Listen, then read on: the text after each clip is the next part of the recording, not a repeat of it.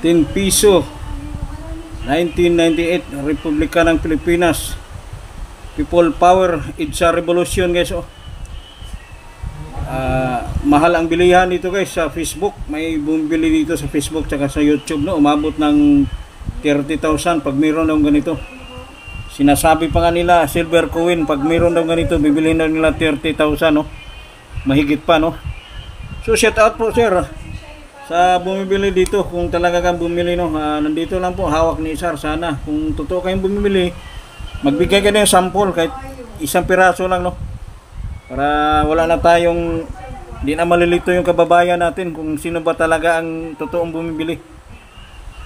Yan, no, puro sale yan, no, yung sa naghanap. Hindi ko na lang muna i-mention yung mga pangalan nila, nag-aalok lang po kami, pero talagang may nakita kong bumibili nito eh. So mga supporter ni Sara at saka followers, paki-share na lang po yung video natin, no, para maraming manonood guys, no, para hindi na tayo malilito.